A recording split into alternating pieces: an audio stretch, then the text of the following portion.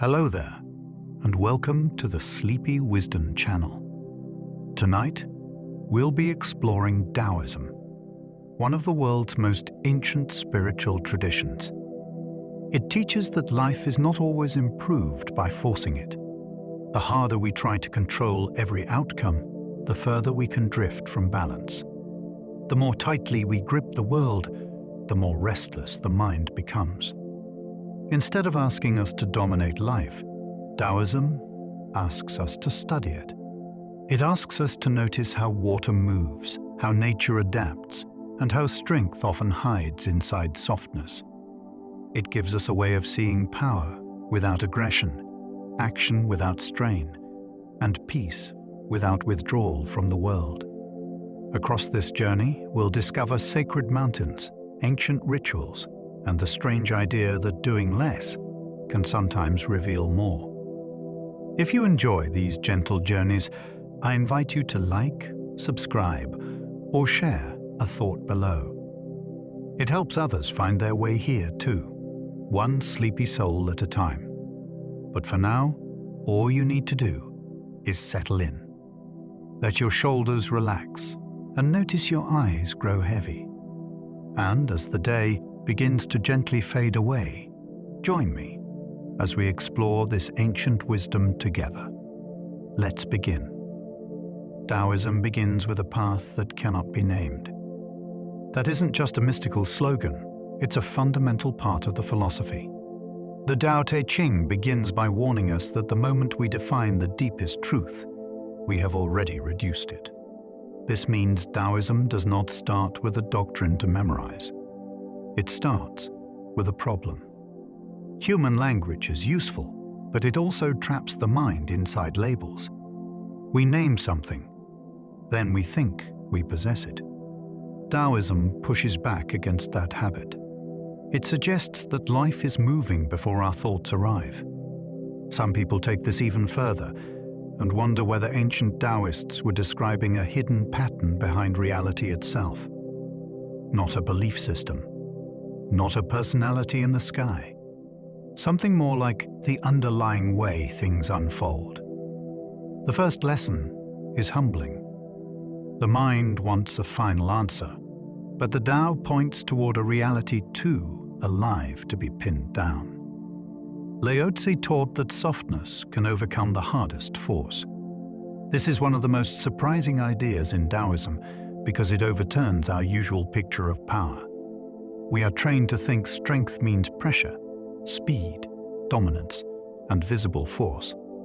Laozi asks us to look again. Water is soft, yet it wears away stone.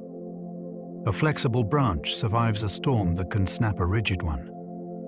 A person who does not rush into conflict may shape the outcome more deeply than the person who charges ahead. This idea has influenced everything from leadership to martial arts because it reveals a strange law of human life. Direct resistance often feeds the very force it opposes. Yielding at the right moment can expose weakness in what looked unbreakable. Some modern thinkers connect this to psychology. A calm mind can dissolve fear faster than a mind that attacks itself. Taoism does not worship weakness. It teaches the hidden intelligence of flexibility. The Tao Te Ching is one of history's shortest spiritual classics. Its size is almost unbelievable when compared with its influence. The text is brief enough to read in an evening, yet people have been studying it for more than 2,000 years. It has shaped religion, politics, poetry, medicine, military thought, and personal practice across cultures. That contrast is part of its mystery. How can a small collection of verses keep producing new interpretations for so many centuries? The answer may be in its density. Each chapter feels simple at first, but then it opens into several possible meanings. A line about ruling a country can also apply to raising a child. A teaching about water can become advice for conflict, aging, grief, or ambition. This is why people return to it at different stages of life and find a different book waiting for them. Its brevity is not a limitation. it is part of its power.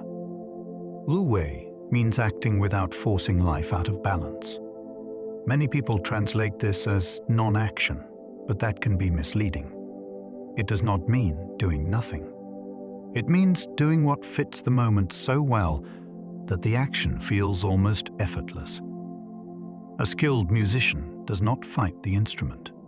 A good swimmer does not try to defeat the water. A wise person does not waste energy pushing against the shape of reality. Taoism treats forced action as a warning sign. When we are straining too hard, we may be acting from fear rather than understanding. This idea can sound simple until you apply it to real life. A conversation can improve when you stop trying to win it. Work can become clearer when you stop proving your importance. Even ambition can become healthier when it follows timing instead of panic. Wu Wei is not passivity. It is the art of acting from alignment rather than inner pressure. Ancient Taoists saw nature as the greatest teacher of wisdom. They did not treat the natural world as a backdrop to human concerns. They saw it as a living classroom for understanding how things really work. Rivers, seasons, trees, animals, and weather revealed patterns that no ruler could invent and no scholar could fully control. This matters because Taoism developed in a world where social order was often praised above everything else. The Taoist response was radical. Look beyond human systems. Watch what happens when things are not constantly interfered with. Nature does not hold meetings about how to grow a forest. It does not force each leaf into a plan. Yet complex order appears. Some people find this deeply unsettling because it challenges the idea that intelligence always needs central control. Taoism invites us to study the world before we impose our will upon it. The lesson is practical. Reality is already teaching, but most of us are too loud inside to listen. The uncarved block represents original simplicity before society shapes us. This image is one of Taoism's clearest teachings about human nature. A block of wood before carving has not yet been turned into a tool, ornament, weapon, or symbol of status. It has potential because it has not been forced into a narrow identity. Taoism uses this idea to question what civilization does to the mind. From childhood, people are named, ranked, rewarded, corrected, compared, and trained to perform. Some of that is necessary, but Taoism asks what gets lost. Before we became impressive, were we more whole? Before we learned to chase approval, did we know something more direct about being alive? This does not mean rejecting education or society. It means remembering that refinement can become damage when it cuts away too much. The uncarved block is not ignorance.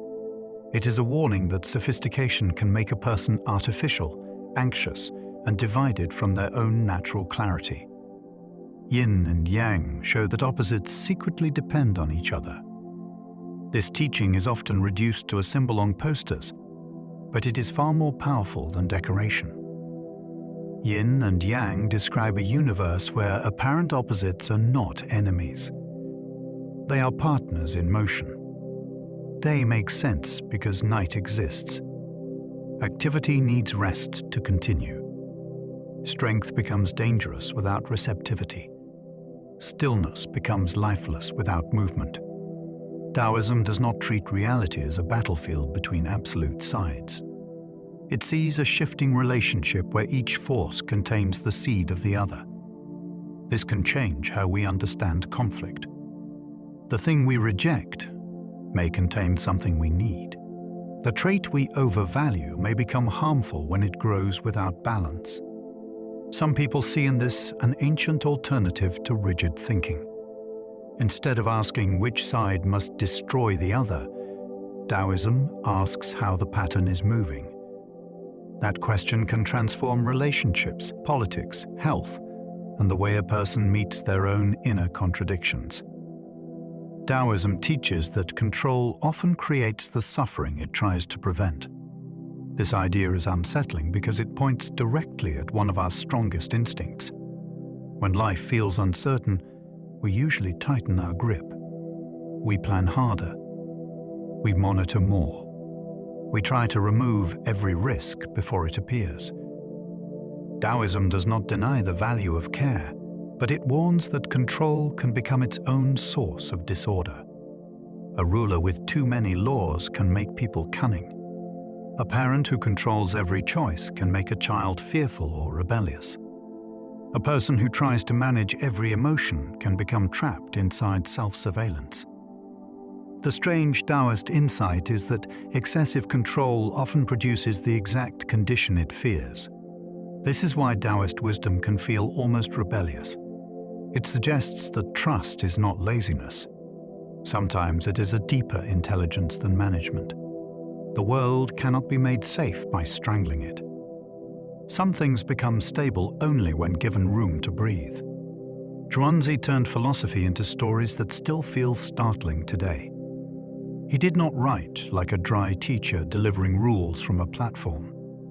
He used strange conversations, jokes, reversals, talking animals, imaginary sages, and scenes that seemed to slip out of ordinary logic. Yet beneath the playfulness is a serious attack on human certainty. Zhuangzi asks why we are so confident that our viewpoint is the final one. A small creature thinks its world is complete. A proud official thinks rank proves wisdom. A clever debater thinks winning an argument means touching truth. Again and again, Zhuangzi punches these assumptions. His stories work because they do not simply tell us to be open-minded. They make the mind feel its own limits.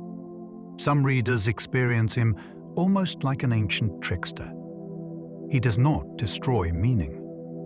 He frees it from becoming too stiff. His genius is that he can make a person laugh, then suddenly realize the joke was aimed at their entire worldview. The Tao is not a god, but the deep order beneath life. This makes Taoism different from many religious systems that begin with a creator who commands the world from outside it. The Tao is not usually presented as a person with preferences, moods, punishments, or a throne. It is closer to the source pattern through which everything arises and returns. That distinction matters. Taoism does not ask us to obey reality out of fear. It asks us to notice how reality works. When a seed grows, when a river finds its course, when a society becomes unstable through excess, Taoism sees the Tao moving through patterns rather than issuing orders. Some people find this idea strangely modern because it can speak to spiritual seekers who do not think in conventional religious terms. Yet it is also ancient and deeply rooted in Chinese thought. The Tao is not an object to worship from a distance. It is the mysterious way that life is already happening before we claim to understand it. Laozi may have been a man, a legend, or both. This uncertainty makes him even more fascinating. Tradition presents him as an ancient sage who wrote the Tao Te Ching and then vanished from ordinary history. Scholars have debated whether he was a single historical person, a legendary figure, or a name attached to wisdom gathered over time. For a modern audience, that might sound like a problem. For Taoism, it almost fits too well. The teaching itself warns against clinging to names and fixed identities. So the possible founder appears behind a veil. There are stories of him serving as an archivist, meeting Confucius, and leaving the civilized world after becoming disillusioned with its decline. Whether these accounts are literal history or symbolic memory, they give him a strange presence. He is not like a celebrity teacher with a carefully preserved biography. He is more like a doorway. The less certain we are about him, the more the teaching itself comes forward. Chinese tradition says Laozi left civilization on a water buffalo. The image has endured because it captures something essential about the Taoist attitude toward society. According to tradition, Laozi grew tired of the corruption and confusion around him. Rather than fight for influence at court, he departed toward the western frontier. At the pass, a guard recognized his wisdom and asked him to leave a teaching behind.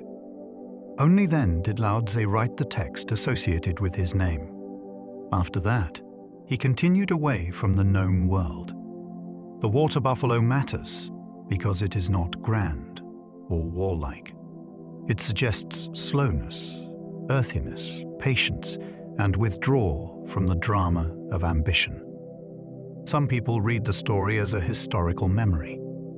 Others see it as a coded teaching. When the world becomes too noisy with status and struggle, wisdom may not argue. It may simply leave. The tale feels almost cinematic, yet its message is sharp. Not every great teacher tries to build an institution. The Tao Te Ching contains about 5,000 Chinese characters. That small number is astonishing when you consider the weight the text carries. Many major scriptures and philosophical works fill volumes. This one is compact, spare, and almost compressed. It does not explain every point in a linear way. It leaves space for the reader to participate. That may be one reason it has attracted translators for centuries. Each Chinese character can carry layers of meaning, and each translation must make choices. A single line can sound political in one version, mystical in another, and psychological in a third. This has created a living conversation around the text, rather than a single closed interpretation. Some people even argue that its power comes from what it refuses to over-explain. It does not trap itself in detail. It gives the mind a few clear stones to step on, then lets the rest remain open. Its size is small, but its interpretive afterlife is enormous. Taoist wisdom often begins by questioning ordinary ideas of success. Most societies teach people to climb, gain recognition, increase wealth, defeat rivals, become known. Taoism looks at that entire program with suspicion. It asks what the climb does to the climber. Does achievement create freedom, or does it create a more decorated cage? Does reputation bring peace, or does it make a person dependent on the opinions of strangers? This is not a simple rejection of accomplishment. Taoism is more subtle than that. It challenges the restless hunger that turns life into permanent competition. In the Tao Te Ching, the sage often succeeds precisely because he does not make success the center of his identity. That idea can feel almost subversive in a culture built on constant self-promotion. Some people hear it and feel immediate relief. Others resist it because it threatens everything they were trained to chase. Taoism does not ask whether you can win the game. It asks what the game is doing to your soul. Zhuangzi used humor to loosen the grip of certainty. His jokes are not distractions from philosophy. They are part of the method. When people become too serious about their own opinions, direct correction often makes them defend those opinions even harder. Zhuangzi slips past that defense by making certainty look ridiculous. He tells of limited creatures with limited viewpoints. He stages conversations where confident speakers suddenly seem trapped by their own assumptions. He lets absurdity do what argument cannot. The result is a special kind of wisdom. You are not bullied into changing your mind. You are invited to see how funny the mind can be when it mistakes its tiny window for the whole sky. Some people compare this to a mental escape hatch. Laughter creates a brief opening where pride relaxes. In that opening, a larger perspective can enter. Zhuangzi's humor is gentle on the surface, but it is dangerous to arrogance. It makes the prison of certainty visible from the inside. A famous Taoist dream blurred the line between man and butterfly. Zhuangzi's butterfly dream is one of the most famous moments in Chinese philosophy. In the story, he dreams he is a butterfly, enjoying its own existence without any awareness of being a man. Then he wakes up as Zhuangzi. The disturbing question follows. Was he a man who dreamed of being a butterfly, or a butterfly now dreaming of being a man? This is not just a clever puzzle. It challenges the confidence we place in identity, perception, and waking reality. We usually assume that our normal state is the solid one. Zhuangzi asks us to notice how easily experience convinces us while we are inside it. Some people connect this story to later debates about consciousness and the nature of reality. Others simply feel its immediate power. The boundary between self and world becomes less certain. The story does not give a neat answer. It leaves us with a deeper uncertainty, and that uncertainty becomes the teaching. The best ruler in Taoism is barely noticed by the people. This is one of the most radical political ideas in the Tao Te Ching. Many rulers want monuments, praise, fear, and constant visibility. Taoism suggests the opposite. The highest form of leadership creates conditions where people live well without feeling dominated. When the work is complete, the people may even think they did it themselves. That teaching cuts against the ego of power. It says, leadership is not performance. It is not the art of making everyone stare at the leader.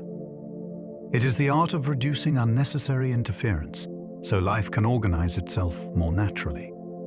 Some people find this idea surprisingly relevant to modern institutions. A manager who controls every detail may weaken the team. A government that intrudes into every corner of life may create dependence or resentment. Taoism does not present anarchy. It presents restraint as a political virtue. The ruler becomes most powerful when the ruler stops needing to be seen as powerful. Taoist politics often favors simplicity over endless laws and punishments. In the Taoist view, a society can become sick from too much regulation. The idea is not that all rules are bad. The deeper warning is that excessive law can train people to become more calculating. When leaders try to control every behavior, citizens may respond by learning loopholes, hiding motives, and obeying only on the surface. The Tao Te Ching repeatedly suggests that disorder can increase when rulers become obsessed with fixing everything through force. This sounds almost shocking because many people assume more control always means more order. Taoism asks us to study the side effects. Fear may create obedience, but it rarely creates harmony. Punishment may stop an action, but it may also deepen resentment. A simpler society, in this vision, depends more on modest desires and less on constant enforcement. Some people see this as ancient political psychology. The state that tries to grip too tightly may end up teaching its people how to slip away. Early Taoism challenged the belief that status proves wisdom. This was a serious challenge in a culture where rank, ritual position, and official learning carried enormous weight. Taoist texts often treat worldly prestige as suspicious rather than impressive. A person can hold a title and still be inwardly confused. A person can dress plainly and understand life with unusual depth. Zhuangzi especially loved turning social expectations upside down. He gave insight to outsiders, eccentrics, and people dismissed by respectable society. This matters because it opens a different map of human value. Wisdom is not measured by office, wealth, reputation, or public approval. It is measured by freedom from illusion and harmony with the deeper way of things. Some people find this thrilling because it suggests that official stories about who matters may be incomplete. Taoism does not automatically trust the winners of society. It asks whether winning has made them wise. That question remains uncomfortable because status still persuades us more than we like to admit. The sage leads by becoming less attached to being admired. This lesson reaches into the heart of human motivation. Many people want to do good, but they also want to be seen doing good. They want influence, but they want praise attached to it. Taoism notices this subtle trap. The desire to be admired can quietly corrupt even helpful action. A sage, in the Taoist sense, does not need to vanish from life. He simply stops making his image the center of the work. This creates a different kind of presence. Such a person can listen without performing wisdom. He can act without demanding applause. He can guide without turning every success into proof of superiority. In a world of constant display, that feels almost impossible. Some people might call it the original anti-ego teaching. Taoism suggests that the less a leader feeds on admiration, the more trustworthy that leader becomes. Real influence begins when the craving to be recognized stops steering the hand. Taoism treats humility as a practical form of strength. This teaching can sound modest until you realize how sharply it cuts against ordinary ambition. Many people think humility means lowering yourself because you lack power. Taoism suggests something stranger. The person who does not need to appear superior becomes harder to manipulate. Praise does not inflate him. Insult does not easily control him. Competition does not pull him into every pointless contest. In the Tao Te Ching, the greatest things often take the lower position. Rivers receive streams because they rest beneath them. The sage becomes influential by refusing to stand above everyone else. This is not weakness dressed as wisdom. It is psychological freedom. A proud person must constantly defend an image. A humble person can move, listen, change, and learn without feeling destroyed. Some people see this as one of Taoism's most radical social insights. The one who stops demanding the highest place may become the only one stable enough to hold it. Water became a central symbol because it yields and still prevails. Few images in Taoism are more famous, yet the idea remains startling when taken seriously. Water does not argue with the rock. It moves around it, under it, through it, or slowly wears it away. It takes the shape of what contains it, yet it is never truly owned by that shape. Laozi uses this as a lesson in power that does not need hardness. A person who understands water does not meet every obstacle with direct collision. He studies pressure, timing, weakness, and flow. In martial traditions, this becomes the art of redirecting force. In daily life, it becomes the skill of not becoming rigid when plans change. Some people even read the water teaching as a hidden map for surviving systems that appear stronger than the individual. Do not always attack the wall. Find the crack. Taoism turns the softest substance into a masterclass on endurance, intelligence, and quiet victory. The valley mattered to Taoists because it receives without demanding. In ancient Chinese thought, the valley became more than a landscape feature. It became a lesson in receptivity. A mountain rises and displays itself, but a valley gathers what flows down. It is low, open, and useful because it does not compete for height. Taoism sees enormous wisdom in that position. The human mind often wants to be the peak. It wants to be noticed first. It wants to stand above the crowd. The valley teaches another kind of greatness. By being open, it becomes fertile. By not pushing upward, it receives life from every side. This is why Taoist texts often praise the low place. It is not humiliation. It is capacity. A person who can receive without demanding becomes able to learn what pride would reject.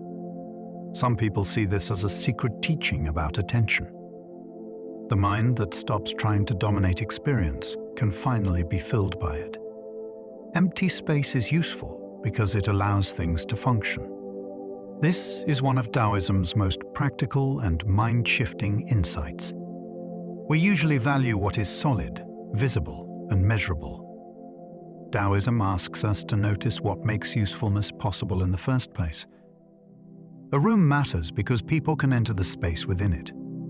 A doorway works because there is an opening. A wheel turns around the hollow at its center. The lesson is simple, but the implications are enormous. Absence is not nothing. It can be the condition that allows everything else to work. This changes how we think about a life crowded with possessions, opinions, tasks, and noise. Without space, even good things become suffocating. Some people apply this to creativity. The mind needs room before a new idea can appear. Taoism challenges our obsession with filling every gap. It suggests that the most important part of a structure may be the part we cannot hold in our hands. A cup serves us because of the emptiness inside it. This is one of the clearest examples in the Tao Te Ching. The clay gives the cup its shape, but the hollow part gives it purpose. Without that open interior, it would be only a lump of material. Taoism uses this ordinary object to reveal a hidden principle. We often admire form and forget function. We decorate the outside of life while ignoring the space needed for meaning to enter. A schedule packed with achievements may have no room for awareness. A conversation filled with opinions may have no room for understanding. A personality built entirely from performance may have no room for peace. The cup teaches that emptiness is not failure. It is readiness. This is why Taoist wisdom can feel so different from modern pressure. It does not always ask what more you can add. It asks what must be cleared so something real can be received. Taoism teaches that usefulness often comes from what is missing. At first, this sounds like a paradox. Then, it starts to appear everywhere. The hole in a flute allows music. The blank part of a painting gives shape to what is shown. The pause in speech lets meaning land. Taoism is fascinated by this overlooked truth because people are usually trained to value only what they can point to. Yet many of the most important things in life depend on absence. Trust grows where suspicion is not constantly present. Rest becomes possible when urgency is removed. Wisdom appears when the mind stops filling every moment with judgment. Some people see this as an ancient attack on materialism, not because matter is bad, but because visible things are never the whole story. The missing part may be doing the secret work. Taoism invites us to look again at the gaps, pauses, and openings. What seems empty may be the hidden engine of usefulness. Desire can make the mind chase what never satisfies it. Taoism does not claim that every wish is wrong. It asks us to study the restless kind of wanting that multiplies as soon as it is fed. A person may believe the next possession, achievement, romance, or victory will finally bring peace. Then the moment passes, and the mind reaches again. This cycle can become so normal that people mistake it for life itself. The Taoist warning is subtle and practical. Desire promises completion, but often trains the mind to feel incomplete. The more the mind chases, the less it notices what is already here. Some people connect this to the modern attention economy. Entire industries are built on keeping human wanting slightly hungry. Taoism saw the pattern long before screens and advertising. It teaches that freedom begins when we stop treating every impulse as a command. The question is not whether we can have things. The question is whether wanting has begun to own us. Contentment was treated as a greater treasure than outward wealth. This idea sounds simple, but it becomes revolutionary when placed beside ordinary measures of success. Wealth can increase comfort, but it cannot guarantee enoughness. A person can possess more than he needs and still feel poor inside. Taoism pays close attention to that gap. It teaches that the richest person may be the one whose desires have stopped expanding beyond his life. This does not mean praising hardship or pretending money never matters. It means recognizing that external abundance can become useless when the inner appetite remains endless. The Tao Te Ching says that knowing enough is a form of wealth. That line has survived because it exposes a hidden danger. Without contentment, every gain becomes temporary. With contentment, even ordinary moments recover their value. Some people find this teaching almost suspicious in a culture that profits from dissatisfaction. Taoism asks a dangerous question. What would happen to the chase if people learned to feel complete? The Taoist sage wins influence by refusing to dominate others. This turns the common idea of power inside out. Many people try to influence through pressure, charisma, fear, or constant instruction. The sage works differently. He creates space where others can return to their own balance. Because he is not trying to conquer the room, people lower their defenses. Because he does not humiliate, they can listen. Because he does not need to appear important, his presence becomes strangely trustworthy. Taoism often presents this as the highest form of leadership. It is not passive, it is precise. The person who does not dominate may understand human nature better than the one who pushes hardest. Some people see this as a hidden technology of influence. The more you try to control another person, the more resistance you create. The less you need to control them, the more room there is for real change. Taoism suggests that the deepest authority may be felt most strongly when it does not announce itself. Forceful ambition can carry the seed of its own collapse. Taoism is not against effort, skill, or excellence. Its warning is aimed at the kind of ambition that becomes blind to balance. When the person pushes without listening, every success can make the danger larger. A ruler expands until the empire becomes too heavy to hold. A business grows until it loses the judgment that made it strong. An individual climbs so hard that health, friendship, and inner life are sacrificed along the way. Taoism sees collapse not as random punishment, but as a pattern built into excess. The more something overextends, the more fragile it may become. Some people compare this to a hidden law of rise and fall. The force that creates victory can become the force that destroys it. Taoist wisdom asks us to notice the turning point before it arrives. Ambition without balance is not power. It is momentum that has forgotten how to stop. Taoism sees over-planning as a quiet form of mistrust. Planning can be useful, but Taoism notices when it becomes a shield against life itself. The over-planner wants every outcome known before the first step is taken. He tries to remove surprise, uncertainty, and risk from a world that is made of movement. This creates tension because reality rarely obeys the map.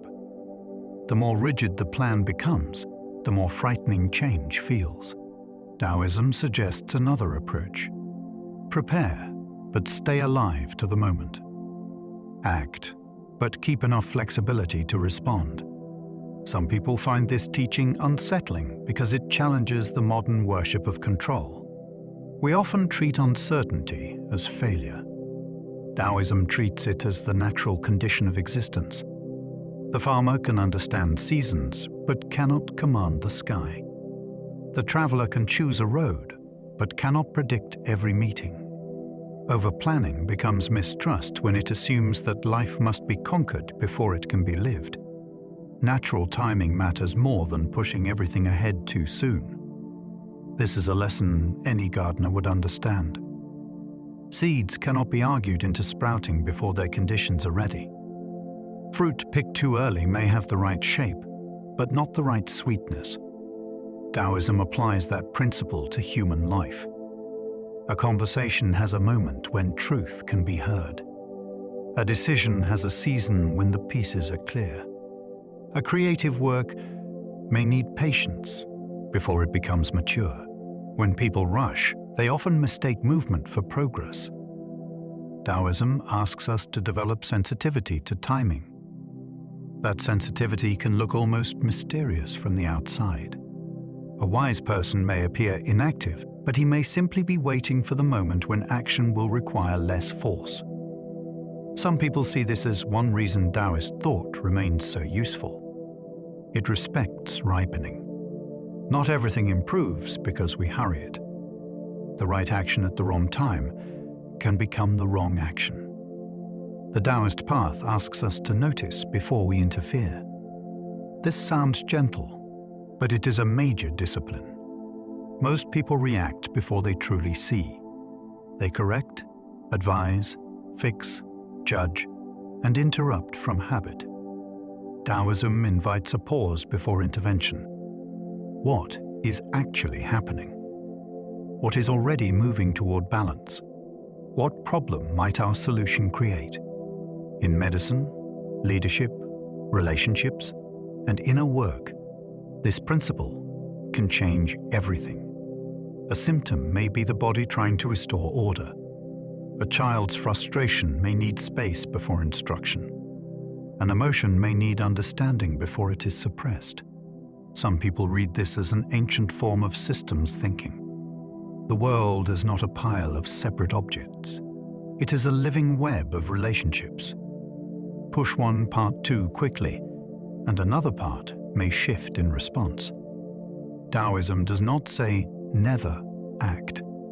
It says, action becomes wiser after attention deepens. Interference without perception is just confidence wearing a blindfold. Simplicity is not poverty, but freedom from needless complication. Taoism does not praise emptiness for its own sake.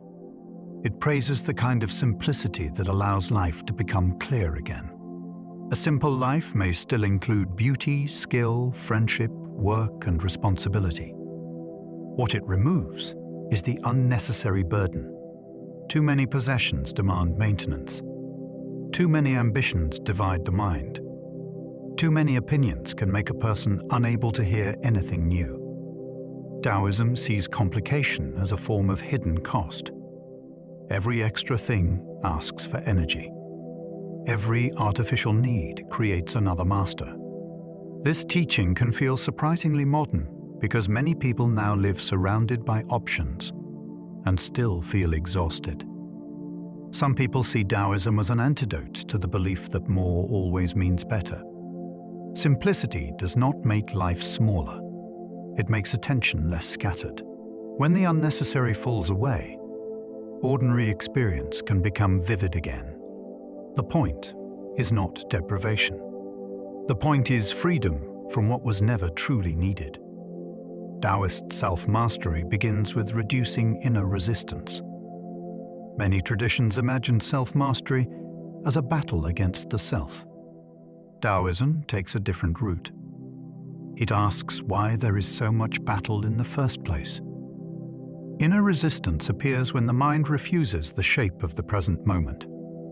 A person argues with what has already happened. He fights feelings that need to be understood. He demands certainty before life has offered it. This does not create mastery. It creates exhaustion. Taoism teaches that real discipline often begins by stopping the unnecessary struggle. When resistance drops, attention becomes available. When attention becomes available, wiser action becomes possible. Some people find this idea almost backwards. They expect transformation to feel like conquest. Taoism suggests it may feel more like releasing a knot. The self is not mastered by constant internal violence. It is guided by learning where force is useful, where it is wasteful, and where it has become the problem. Stillness is valued because it reveals what busyness hides. In Taoism, stillness is not deadness. It is a condition in which deeper perception can appear. Busyness has a way of making everything feel urgent. The mind runs from one demand to another, and after a while, motion itself feels like proof of importance. Taoism asks what we might notice if the motion slowed. A fear that was hiding behind productivity. A desire borrowed from someone else. A simple truth that could not be heard through constant noise. The sages often speak of returning, settling, and becoming clear. This is not escapism. It is a method of seeing. Some people compare it to water becoming transparent when mud sinks. That image is popular because it is practical. You cannot force clarity by stirring the mind harder. Stillness lets what is disturbed reveal itself. In a culture addicted to speed, Taoism makes a startling claim. The most important knowledge may arrive when nothing impressive is happening. Taoism often teaches through paradox rather than commandment. A commandment tells you what to do. A paradox changes the way you see. Taoism uses this method constantly. The weak may overcome the strong. The low may become powerful. The person who does not compete may be impossible to defeat. These statements seem strange because they break the habits of ordinary thinking. That break is the point. Taoism is not only passing along information, it is loosening the mental categories that keep people trapped. A direct rule can be memorized without transformation. A paradox keeps working inside the mind because it cannot be solved too quickly. Some people see this as a kind of ancient mind technology. The teaching enters through surprise, then rearranges perception from within. That is why Taoist sayings can feel simple and bottomless at the same time. They are not puzzles for entertainment. They are tools designed to interrupt the automatic belief that reality must obey our usual logic. The Tao Te Ching praises darkness as a place of depth. This does not mean evil or danger in the usual sense. It points toward the unknown, the hidden, and the source before things become obvious. Many cultures treat clarity as the highest value. Taoism respects clarity, but it also warns that what is most real may begin beyond immediate understanding. A seed works in darkness before anyone sees the sprout. A thought forms before it becomes speech. A person changes inwardly before the world notices. The text often speaks with reverence for the mysterious because Taoism knows that visible surfaces are not the whole story. Some people take this in a very far-reaching direction and wonder whether ancient Taoists were describing unseen layers of reality that ordinary perception cannot measure.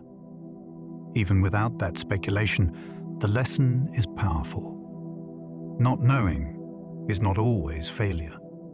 Sometimes it is the doorway into deeper seeing. Taoism teaches us not to fear every place the mind cannot instantly illuminate. Zhuangzi mocked rigid thinkers who mistook categories for reality. For Zhuangzi, labels were useful, but also dangerous. Once people divide the world into fixed boxes, they often forget that the boxes were made by the mind. Good and bad. Useful and useless. Success and failure. Civilized and strange. These categories can help us navigate life, yet they can also become prisons. Zhuangzi loved to show how different creatures, cultures, and situations might judge the same thing in completely different ways. A tree that a carpenter rejects may live a long life because it has no commercial value. A person dismissed by society may possess a freedom that respectable people cannot imagine. This is why his writing still feels fresh. He is not merely being clever. He is exposing the arrogance hidden inside classification. Some people hear him as an early rebel against official reality. He asks us to consider whether our world is partly built from names we forgot how to question. Taoist stories often make cleverness look foolish beside natural ease. This is one of the reasons Taoist literature feels so different from many wisdom traditions. It does not always reward the smartest speaker in the room. It often shows clever people becoming trapped by their own cleverness. They argue, calculate, classify, and strategize until they lose contact with the living situation in front of them. Then, someone with simple presence does the right thing without drama. A butcher cuts effortlessly because he follows the natural spaces in the animal. A swimmer survives dangerous water because he moves with the current rather than fighting it. These stories do not reject intelligence.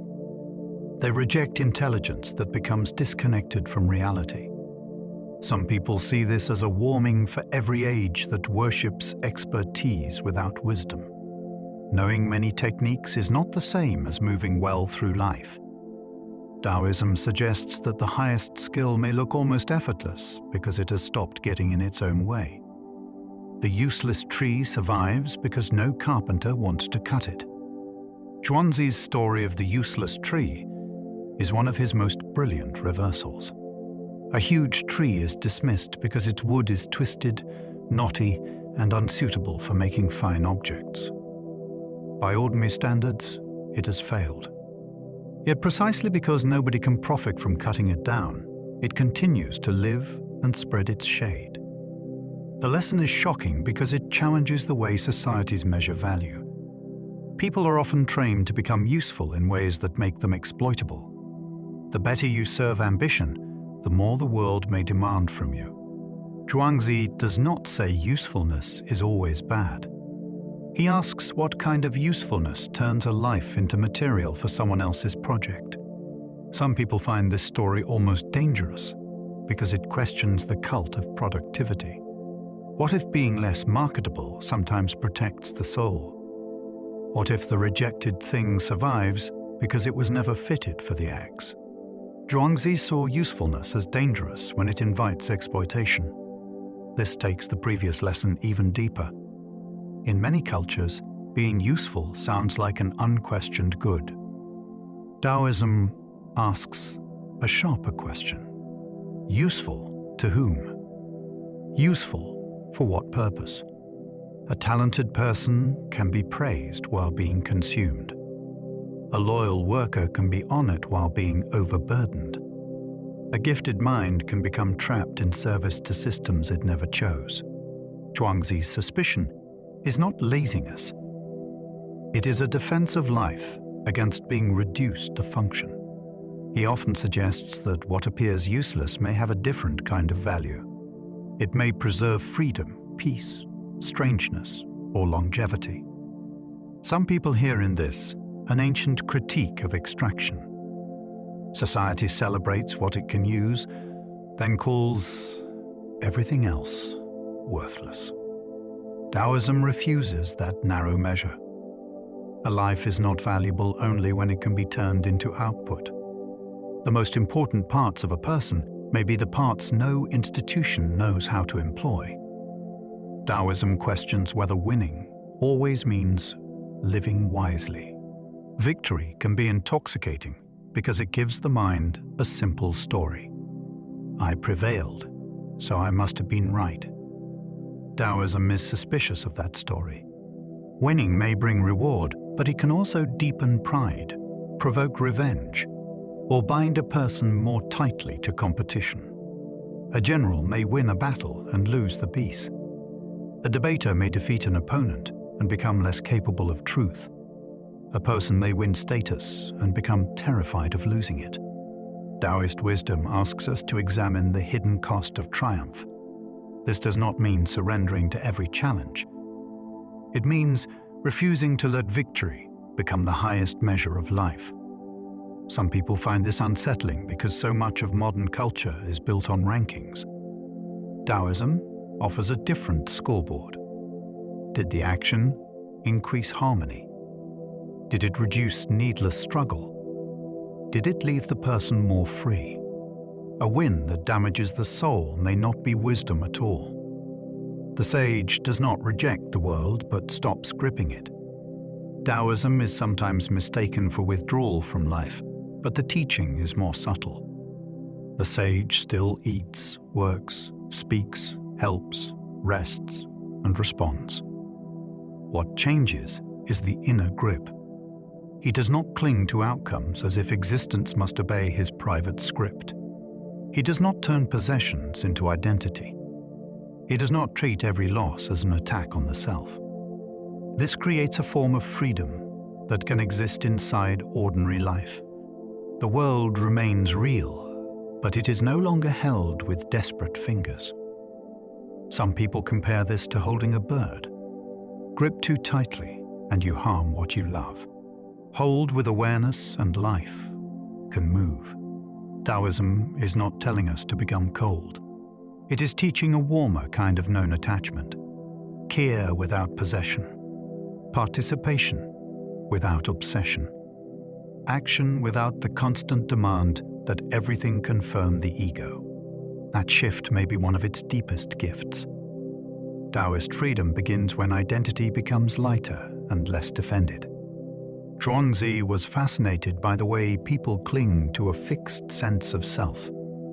We defend our opinions, roles, tastes, wounds, and reputations as if they were permanent truth. Taoism suggests that much suffering comes from this hardening. The self becomes a fortress, then spends life guarding its own walls. But what if identity is more fluid than we think? What if many of the things we call myself are habits, stories, and social echoes? Taoist freedom does not require erasing personality. It means loosening the desperate need to protect every version of it. Some people hear this as surprisingly close to modern questions about consciousness. Who are you before the label arrives? What remains when the performance stops? The Taoist answer is not a slogan. It is an invitation to experiment with lightness. When identity becomes less heavy, criticism hurts less, change becomes easier, and life has more room to move. Change is not an interruption of life, but its basic pattern. Most people treat change as something that happens to a stable world. Taoism sees it differently. Movement is not the exception. It is the condition. Seasons turn, bodies age, moods pass, governments rise, friendships alter, and plans dissolve into new circumstances. The problem is not that life changes. The problem is that the mind demands permanence from a world that never promised it. Taoist wisdom begins by observing transformation without panic. Yin becomes yang. Fullness tips toward emptiness. Decline makes room for renewal. This can sound simple, but it is one of the hardest lessons to embody.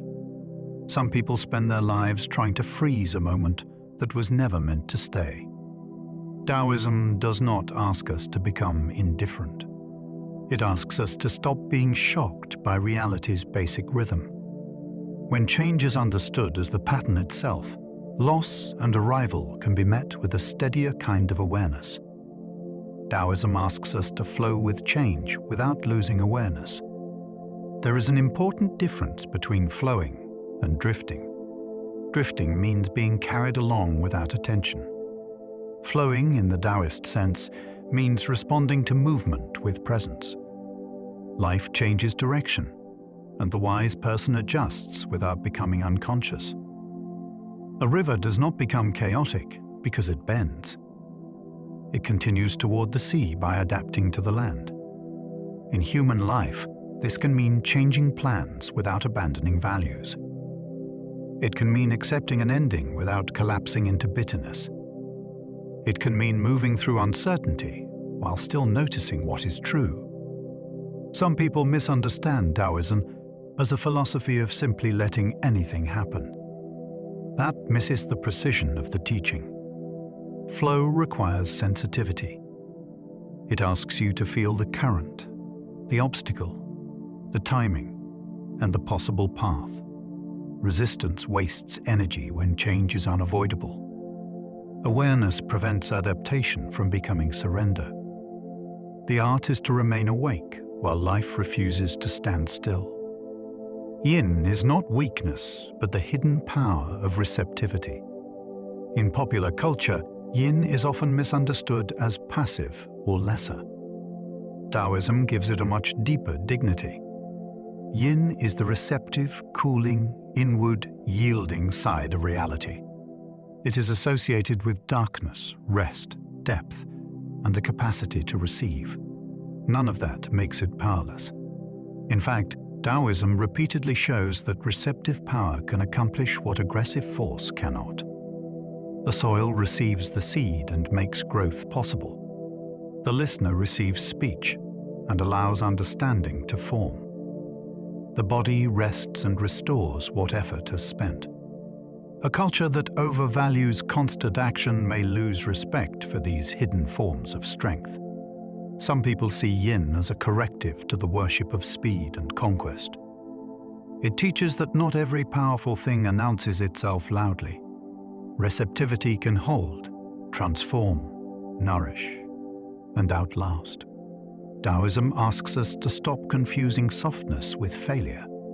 The unseen capacity to receive may be the root of renewal. Yang is not aggression, but active energy in proper balance. Yang is often simplified as force, masculinity, or outward drive, but Taoist thought treats it with more care. It is the bright, active, warming, expansive aspect of reality. Without it, nothing moves into expression. Seeds would not rise. Words would not be spoken. Decisions would never become action. The problem is not yang itself. The problem is yang without balance. Activity that never rests becomes burnout. Confidence that never listens becomes arrogance. Expansion that never returns becomes collapse. Taoism does not ask us to crush active energy. It asks us to place it within a larger rhythm. Some people find this helpful because modern life often rewards non-stop yang. Produce more. Move faster. Push harder. Taoism says active power is sacred only when it remains connected to timing, humility, and return.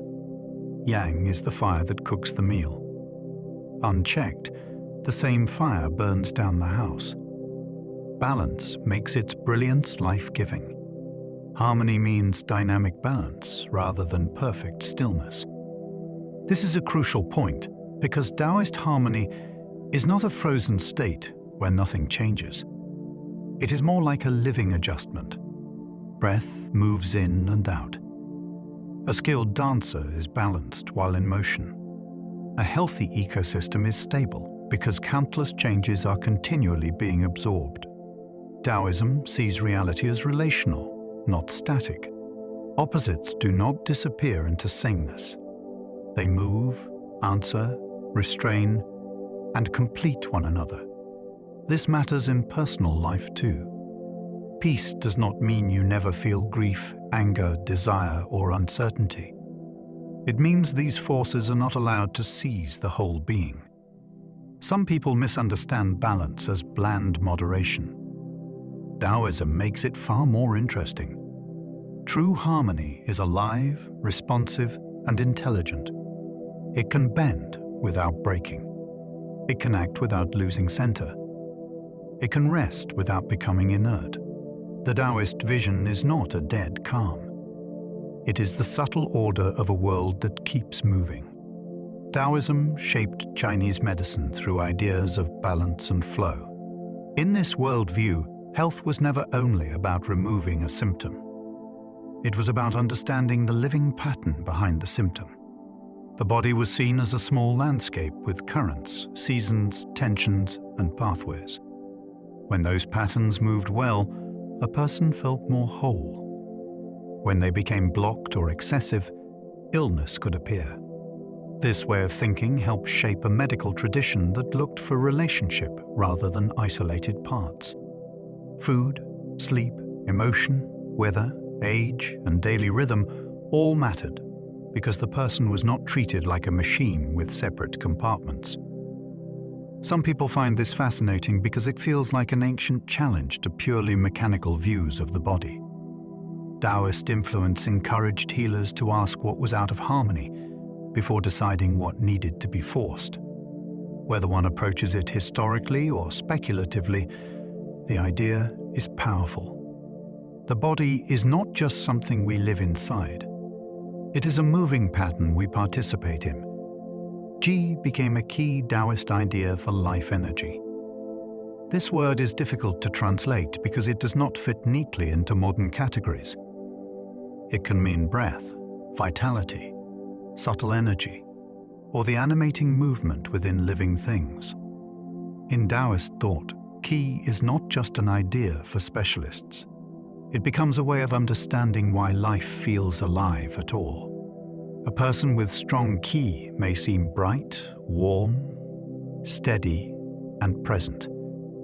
A person whose Qi is disturbed may feel scattered or depleted. Ancient practices tried to preserve, refine, and circulate this vital force through posture, breathing, diet, meditation, and moral conduct. Some people take Qi as a literal, subtle energy. Others see it as a pre-modern language for the body's complex rhythms. Either way, it gives Taoism a strikingly embodied quality. Wisdom is not kept in the head alone. It is felt in breath, movement, attention, and the strange vitality that makes a human being more than matter arranged in shape. Breath practices were used to calm the body and refine awareness. Long before modern stress culture discovered the nervous system, Taoist practitioners were paying close attention to breathing. They noticed that breath changes with fear, anger, sleep, desire, and concentration. They also noticed that changing the breath can change the state of the person. This made breathing a doorway between body and mind. Certain practices encouraged slow, deep, subtle respiration. Others explored ways of storing vitality, settling agitation, or becoming more sensitive to internal movement. To some listeners, this may sound like ancient biohacking. The practitioner becomes the laboratory. The breath becomes the instrument. The result is not just relaxation. It is a different relationship with consciousness. Instead of being dragged by every emotion, a person learns to enter the body and influence the current from within. Taoism treats breath as something ordinary that hides extraordinary power. Every moment, the body is already practicing. The question is whether the mind has learned to join it. Tai Chi carries Taoist principles through slow and mindful movement. At first glance, it can look almost too gentle to be serious.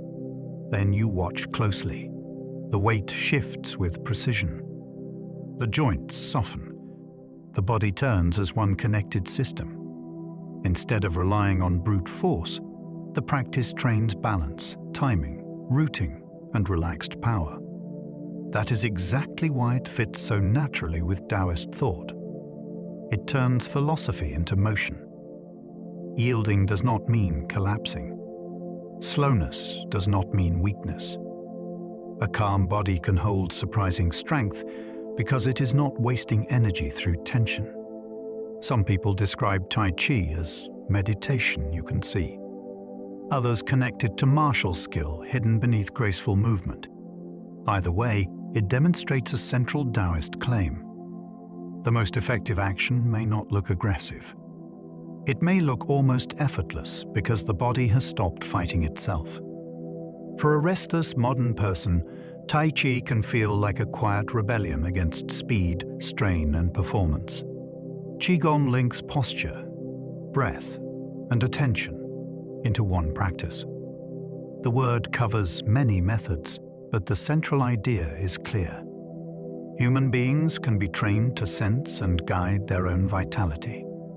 A Qigong exercise may look simple from outside. Someone stands, breathes, raises the hands, lowers them, and rests attention inside the body. Yet the inner experience can be far more complex. The practitioner is learning how posture affects breathing. Breathing affects emotion. Attention affects sensation. Sensation affects the way a person inhabits the world. Taoist traditions valued this because they did not separate wisdom from lived embodiment. Some people find Qigong intriguing because it sits between exercise, meditation, energy work, and healing art. It does not fit neatly in one box. That may be part of its appeal. The body becomes a field of inquiry. The ordinary act of standing becomes a doorway into subtle perception. In Taoist practice, transformation is not always dramatic. Sometimes it begins by noticing how life moves through you. Taoist meditation often returns the mind to quiet naturalness. Many meditation systems teach concentration through discipline and effort. Taoist methods can be different in flavor. They often emphasize returning, settling, emptying, and allowing the mind to become less artificial. The point is not to manufacture a special state. It is to stop disturbing the natural clarity that has been covered by agitation. Some traditions speak of sitting and forgetting. That phrase is fascinating because it suggests a release of fixed identity, social pressure, and mental noise. The meditator is not trying to become impressive. He is letting unnecessary layers fall away. Some people take this as a radical inner experiment. What remains when the mind stops rehearsing its story? What kind of awareness appears when attention is no longer chasing every thought? Taoism does not treat stillness as an escape from reality.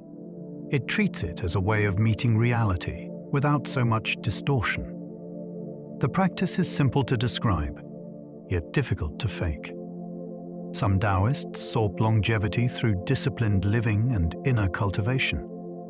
This was not only about adding years to the calendar, it was about transforming the quality of life itself. Taoist practitioners studied diet, breath, movement, sexuality, herbs, sleep, meditation, and emotional balance because they believed human vitality could be conserved or wasted. The body was treated as a treasure that required intelligent care. At times, the search for longevity became extremely bold. Some masters claimed that ordinary aging could be slowed through deep alignment with natural law. Others spoke of becoming an immortal in a spiritual or even mysterious bodily sense. To modern ears, this can sound wild, but it reveals something important. Taoism did not always view human limits as fixed in the way we do. It asked whether ordinary life was a reduced version of what a person might become. Even when taken symbolically, the quest is powerful. Do not merely survive. Refine the way you live until life itself becomes more luminous and coherent. External alchemy searched for immortality through minerals and elixirs. This is one of the strangest chapters in Taoist history. Some practitioners believed that special substances could transform the body and extend life beyond ordinary limits. They experimented with minerals, metals, cinnabar, gold, and carefully prepared compounds. The goal was not ordinary medicine. It was radical transformation.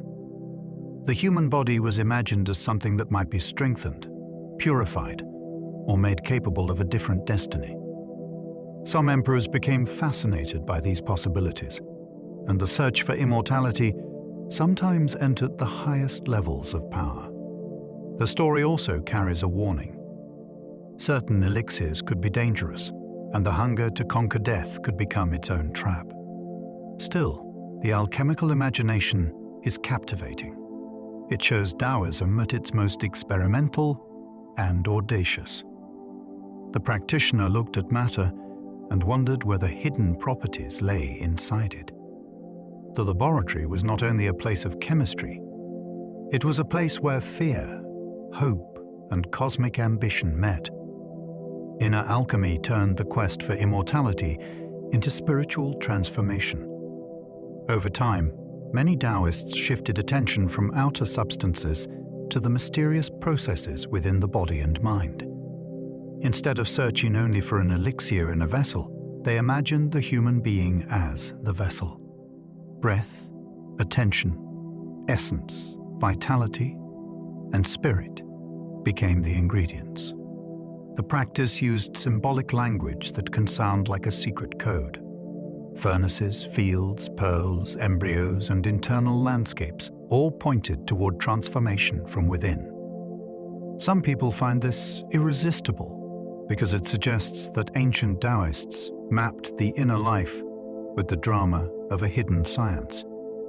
The goal was not merely to feel calm. It was to refine the raw forces of existence into a more awakened state. Whether read literally, psychologically, or mystically, the idea is astonishing.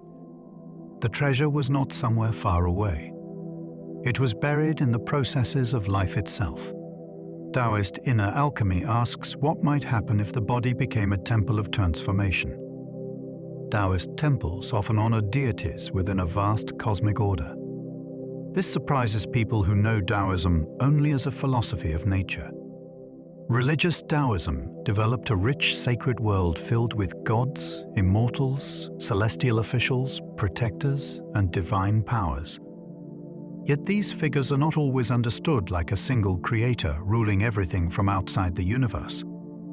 They often belong to a vast ordered cosmos where heaven, earth, and human life mirror one another. A temple can feel like a spiritual map. The architecture, altar placement, statues, incense, and ritual movements all point toward relationship between visible and invisible realms. Some people are fascinated by this because it shows Taoism as much more than a book of wise sayings. It became a living religion with sound, color, ceremony, lineage, and sacred presence. The philosophical Tao may be beyond naming, but religious practice gives ordinary people ways to approach the mysterious. It turns cosmic order into something a community can enter with reverence. Religious Taoism developed rituals for healing, protection, and harmony. For many communities, Taoism was not an abstract philosophy studied in isolation. It was a practical sacred system used during illness, crisis, seasonal change, family trouble, and social uncertainty. Ritual specialists performed ceremonies to restore balance between human beings and larger unseen forces. These rites could involve chanting, talismans, offerings, music, confession, purification, and carefully structured movements. To a modern skeptical mind, this may seem purely symbolic. To believers, it was serious work performed across the boundary between worlds. Some people who enjoy hidden histories find Taoist ritual especially compelling because it suggests a universe filled with correspondence. Actions done here may echo elsewhere. Disorder in a household may reflect disorder in a wider pattern. The priest does not simply speak comforting words. He performs an operation of harmony. Whether approached as religion, psychology, or cultural technology, these rituals show a powerful truth. People have always needed ways to face forces they cannot fully control. The Celestial Masters movement helped organize Taoism into a community. This movement marks a major shift from loose wisdom traditions to organized religious life. It began around the 2nd century of the Common Era and offered structure, leadership, moral discipline, healing rites, and communal identity. Followers were not merely reading old teachings alone. They belonged to a movement with practices, obligations, and a sacred understanding of social order. This matters because many people imagine Taoism as solitary sages wandering away from civilization. The Celestial Masters show a different face. Taoism could also build communities and shape daily conduct. Some people find the movement intriguing because it combined spiritual authority with a vision of a renewed society. Illness, wrongdoing, confession, and cosmic imbalance were linked in ways that feel unfamiliar to modern categories. The human community was not separate from heaven's pattern. It needed alignment. This development helped Taoism become a lasting religious tradition rather than only a collection of brilliant texts and legendary teachers. Zhuangzi became a foundational figure in organized religious Taoism. Tradition says he received a revelation from the deified Laozi and became the first celestial master. This story is remarkable because it places Laozi not merely in the past, but in the living sacred present. The ancient sage becomes a divine teacher who can still intervene in history. Zhang Daoling's role helped establish a lineage that gave Taoism institutional continuity. Instead of wisdom passing only through scattered sayings, there was now authority, transmission, ritual leadership, and a community shaped by revelation. Some people are drawn to this because it has the feeling of a hidden origin story, a mountain revelation, a new covenant of practice, a teacher who reorganizes spiritual life under heavenly command. Whether one reads the account literally or symbolically, its impact was enormous. It helped transform Taoism from a philosophical current into a religious path with leaders, rites, and inherited responsibilities. The invisible order had found a public form. Taoist priests became ritual specialists in many Chinese communities. Their role was not simply to give sermons. They acted as trained mediators between ordinary life and sacred order.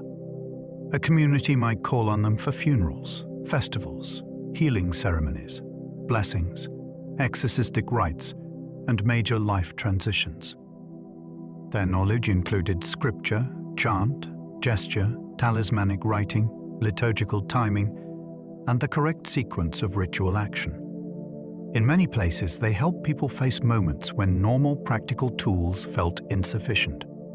Death, illness, misfortune, and uncertainty were not treated only as private problems.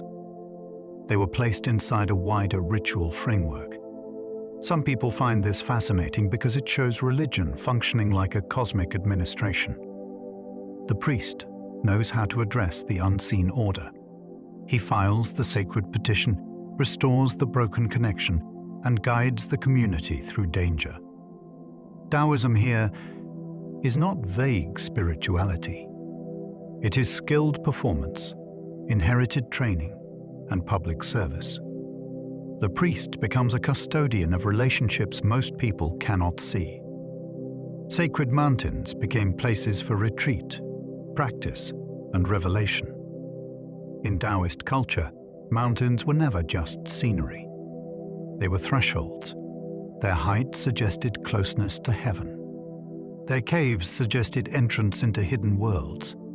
Their isolation made them ideal for meditation, fasting, ritual practice, and encounters with beings beyond ordinary society. Hermits, priests, poets, and seekers climbed into these landscapes because distance from the marketplace could change the mind. A mountain removes distractions and makes human ambition feel small. Some legends go further. They speak of immortals, secret teachings, and mysterious realms concealed beyond normal perception. This is part of what gives Taoist geography such power. The landscape itself becomes charged with possibility.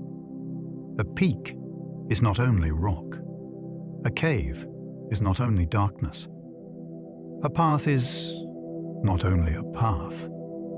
For a tradition that trusts nature as teacher, the mountain becomes a complete classroom. It asks the seeker to leave the noise below and meet a larger order.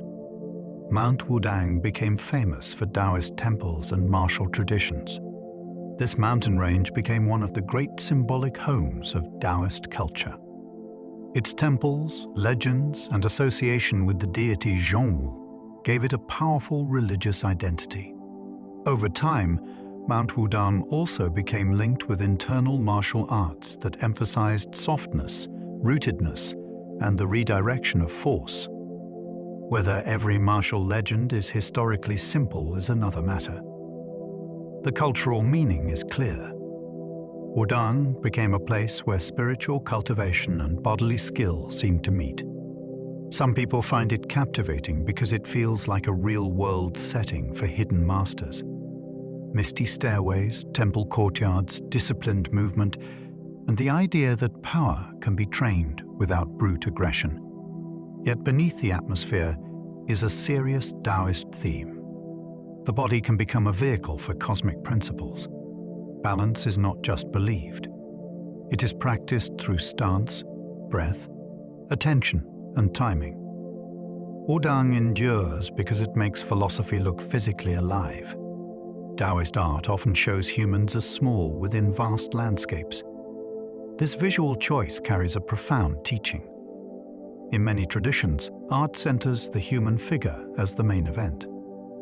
Taoist-influenced landscape art often does the opposite. The traveler, hut, bridge, or boat may appear tiny beneath mountains, clouds, water, and open space. The message is not that humans are worthless. It is that we are part of something immeasurably larger than our private concerns. The painting trains the eye to release self-importance. You do not conquer the landscape. You enter it. Some people see this as a direct challenge to the modern ego. We build our lives as if every anxiety is central to the universe. Taoist art quietly disagrees. It shows human life placed within scale, mystery, and natural process. The small figure becomes more meaningful because it is not pretending to be the whole story. The viewer is invited to feel perspective before any doctrine is spoken. Chinese landscape painting absorbed Taoist reverence for natural spaciousness. The empty areas in these paintings are not wasted. They are part of the vision. Mist, water, sky, and unpainted paper create room for the imagination to move. Taoist influence helped make space itself meaningful. The painter was not merely copying a mountain. He was suggesting a way of entering reality. A path may disappear into fog. A cliff may rise from silence. A scholar may sit near water with no obvious achievement taking place. The scene offers a different value system from busy, crowded ambition. Some people find these paintings almost meditative because they do not force the eye. They let perception wander and settle.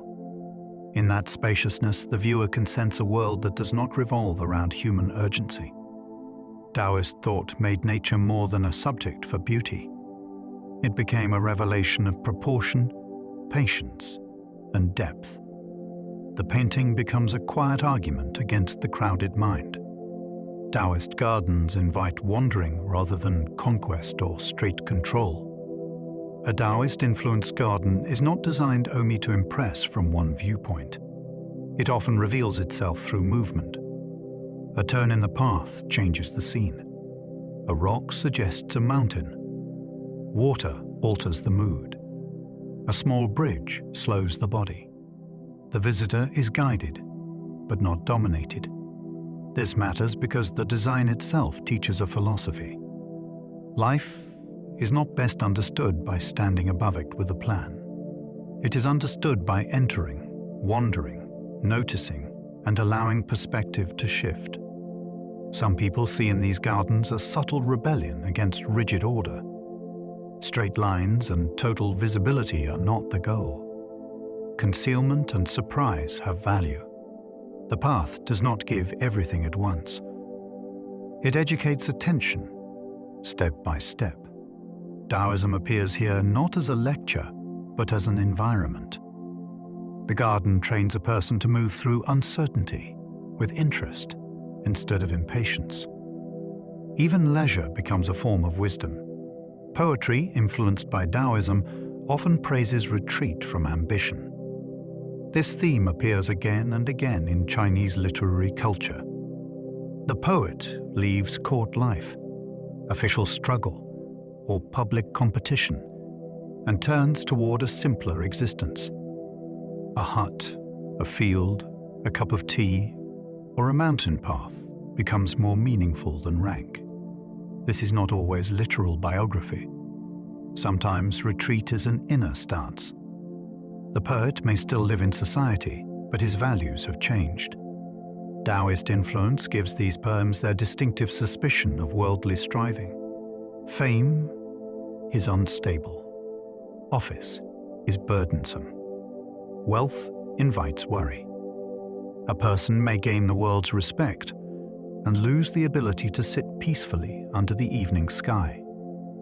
Some people find this deeply attractive because it challenges the story that withdrawal always equals failure. In Taoist-flavored poetry, stepping back may be an act of intelligence. The life that looks smaller from outside may contain a larger freedom inside. Ambition loses its glamour when peace becomes visible. The 7 sages of the bamboo grove admired unconventional freedom. These 3rd century figures became famous for rejecting rigid social expectations and celebrating a freer way of being. They gathered in stories around music, conversation, wine, wit, and withdrawal from the dangerous politics of their time. Their connection to Taoist-inspired thought lies in their suspicion of artificial manners and oppressive respectability. They admired spontaneity, authenticity, and the refusal to become a puppet of convention. Some accounts may be stylized, but the legend matters because it shows a cultural longing for escape from suffocating order.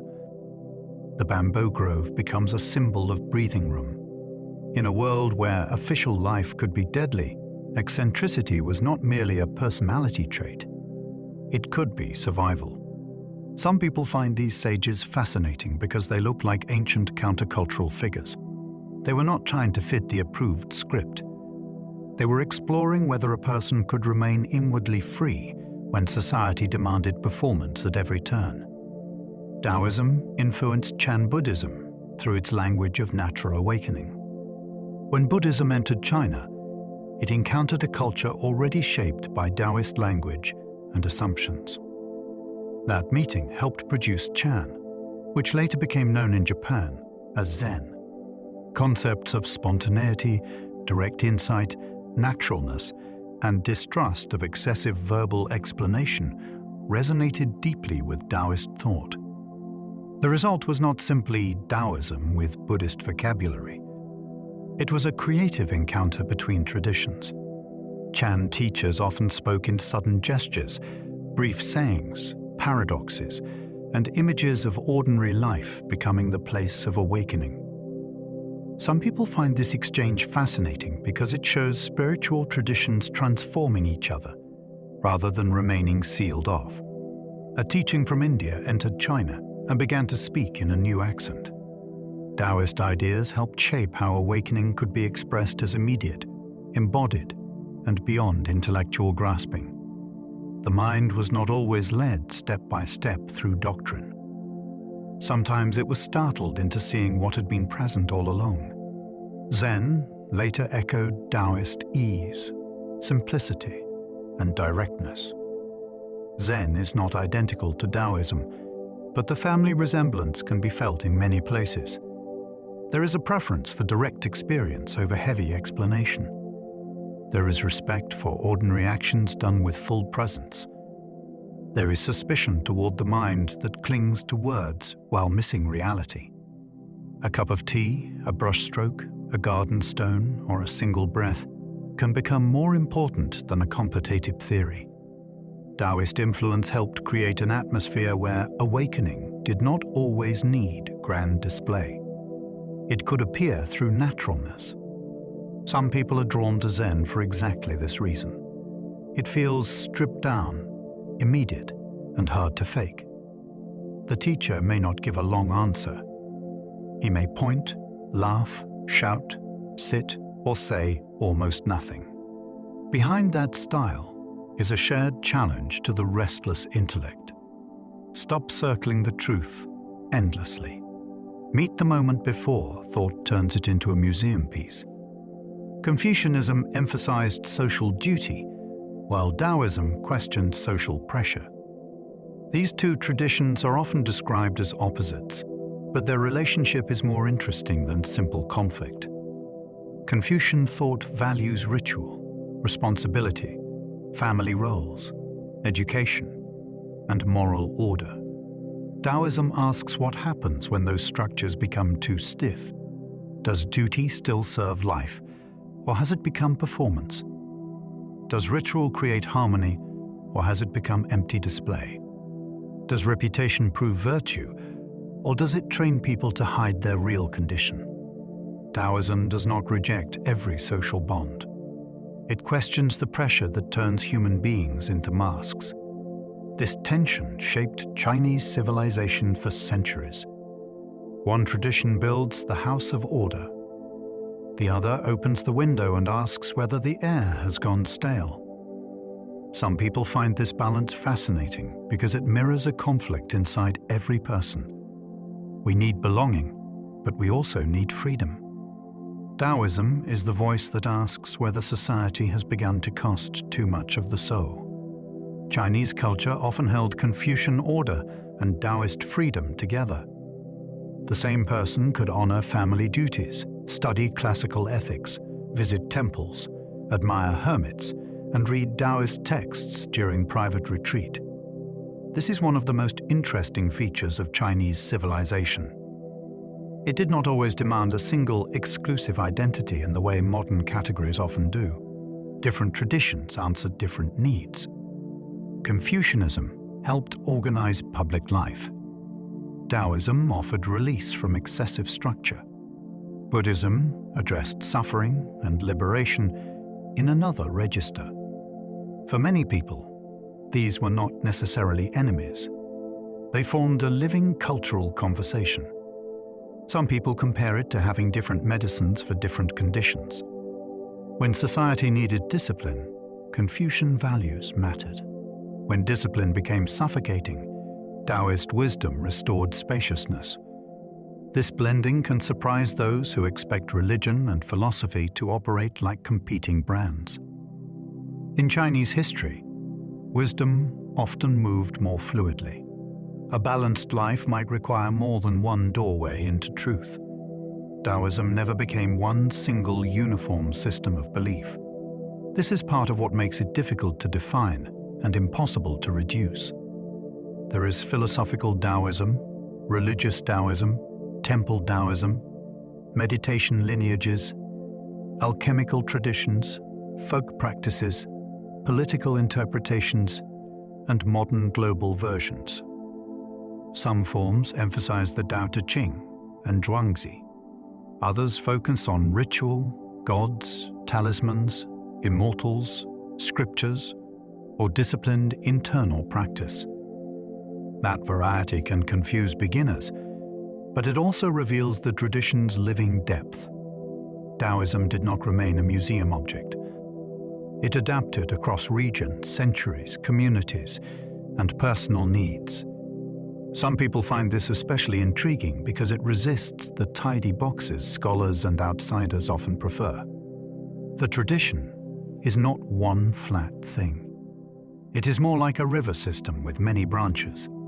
Each branch carries something of the source, but it moves through different terrain. To understand Taoism, we have to resist the urge to shrink it into a slogan. Its complexity is part of the story. Different Taoist schools emphasized scripture, ritual, meditation, or longevity. This diversity created a tradition with many doors. A seeker might enter through sacred texts and study the hidden meanings of ancient lines. Another might enter through temple life and learn ritual service.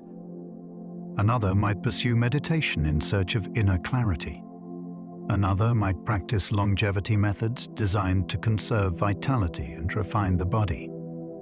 These approaches could overlap, but they did not always look the same from outside. That is why Taoism can appear philosophical in one setting and intensely religious in another. Some people are fascinated by this because it suggests a tradition built for many temperaments. The scholar, the healer, the hermit, the priest, and the experimenter all found a place somewhere within its vast field. Taoism does not always present one authorized doorway and close the rest. Its history shows an unusual range of spiritual technologies. Each school asks a different question about how human life might align with the deeper way. The Daozang became a vast Taoist canon of collected texts. Many people know only the Tao Te Ching, but Taoist literature is far larger. The Daozang collected scriptures, ritual manuals, meditation instructions, alchemical writings, biographies, cosmological texts, talismanic materials, and commentaries. It is not one simple book. It is an enormous archive of sacred imagination and practice. This changes the way we see Taoism. A tradition that often praises simplicity also produced a vast body of technical and visionary writing. That tension is fascinating. The Tao may be beyond words, yet generations of practitioners kept writing in order to approach it, serve it, and map its expressions. Some people find the canon almost like a hidden library of alternative Chinese spirituality. It contains careful ritual detail beside bold speculation about the body, heaven, immortality, and transformation. The Daozang reminds us that Taoism is not only a few famous sayings about water. It is a civilization of texts built around the mystery of the way. Taoist cosmology describes reality unfolding from nameless unity into multiplicity. The basic vision is both simple and enormous. Before the world of separate things, Taoist thought points toward an original, undivided source. From that source arise distinctions, forces, forms, and the countless beings of the world. This does not feel like a mechanical creation story. It feels more like an unfolding. Unity gives rise to difference without becoming separate from it. The many still belong to the hidden one. Some people find this cosmology mind-blowing because it speaks to a problem found in many traditions. How does the world of separate things come from a deeper whole? Taoism answers through rhythm rather than dogma. The nameless gives rise to the named. The subtle becomes visible. The simple becomes complex. Then, all things return. This view can change how a person sees ordinary life. Every separate object may be a temporary expression of a deeper continuity. Multiplicity is not chaos. It is the way appearing as the world. The Tao gives birth without claiming ownership over what arises. This is one of the most beautiful moral ideas in the Tao Te Ching. The source of life creates and sustains, yet it does not possess. It nourishes without demanding worship from every leaf, animal, or human being. That becomes the model for the sage. Help without making others dependent. Create without turning creation into ego. Guide without treating people as property. The teaching is powerful because ownership often disguises itself as care. A parent may call control love. A leader may call domination responsibility. An artist may cling so tightly to the work that the work becomes a mirror for insecurity. Taoism points toward a freer kind of giving. The highest source allows things to become themselves. Some people find this spiritually radical because it imagines power without possession. The more profound the power, the less it needs to announce ownership. The Tao brings forth the world and lets the world breathe. Ti means inner power that comes from alignment with Tao. This word is often translated as virtue, but that can make it sound like good behavior performed for approval. In Taoism, it is deeper and stranger than that. Ti is the quiet power that appears when a person or thing lives according to its own nature and the larger pattern of reality. A tree has Ti when it grows without pretending to be a stone.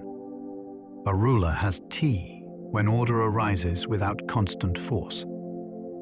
The person has Ti when action, character, and timing no longer fight each other.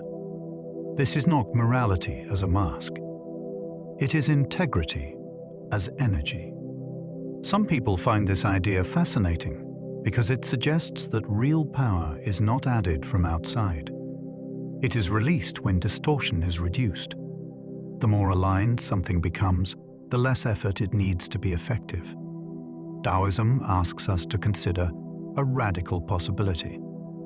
The strongest life may not be the most aggressive one, but the most coherent one. Virtue in Taoism is less performance and more natural integrity. Many moral systems focus on visible conduct. Taoism looks beneath performance and asks what kind of being the conduct comes from. A person can act generous while secretly craving praise. He can speak humbly while guarding a proud self-image. He can follow every rule and still remain inwardly divided. Taoist virtue is not about acting impressive. It is about becoming simple enough that right action no longer feels theatrical. This is why the sage often appears ordinary. He does not need moral decoration. His conduct flows from alignment rather than fear of judgment.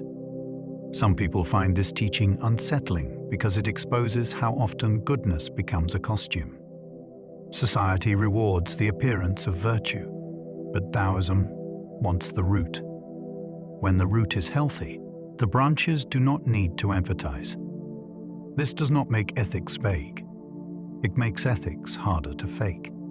The question becomes not how good you look, but what is moving through you. Taoism warns that forced goodness can become another kind of ego. This is one of its most psychologically sharp insights. A person may try very hard to be compassionate, wise, generous, or pure, but the effort can secretly become self-obsession. The mind begins to watch itself performing virtue. It wants confirmation that it is superior to the unawakened crowd. It turns goodness into identity and then defends that identity with surprising aggression. Taoism is suspicious of this because anything forced too tightly can become distorted. True virtue does not need constant self-advertisement. It becomes natural, like warmth from a fire. Some people see this as a warning against spiritual pride. The ego can wear sacred clothing and still remain ego. It can quote wisdom while craving status. Taoism cuts through that disguise. It asks whether kindness is still kindness when it is mainly used to polish the self. The lesson is uncomfortable and freeing. Stop performing goodness so intensely that you forget to become good. The sage helps others without turning help into self-importance.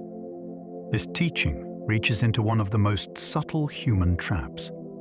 Helping can be beautiful, but it can also become a stage. A person may begin with sincere care and slowly become attached to being needed. He may turn another person's weakness into proof of his own virtue. He may offer guidance, then feel wounded when gratitude is not large enough. Taoism understands this danger and offers a cleaner model. Help should restore freedom, not create dependence. Guidance should serve the situation, not decorate the helper. The sage acts, then lets the action belong to life rather than to his reputation. Some people find this radical because many social systems reward visible benevolence more than quiet usefulness. Taoism points to a deeper generosity. Do not make another person struggle into your monument. The purest assistance often leaves no signature. It changes the conditions and disappears before pride can attach itself to the result. Non-action does not mean laziness, but action without inner strain. This misunderstanding has followed Taoism for centuries. Non-action sounds like refusal, but in practice, it can be intensely skillful. Think of an expert craftsman whose hands know where to move. Think of the negotiator who speaks only when the room is ready. Think of an athlete who performs best when tension drops and training takes over. Taoism is pointing to that quality of action. It is not weak. It is unforced. The person is fully present, but not fighting the moment from the inside. This matters because many people confuse strain with sincerity. They believe that if something feels hard enough, it must be meaningful. Taoism disagrees.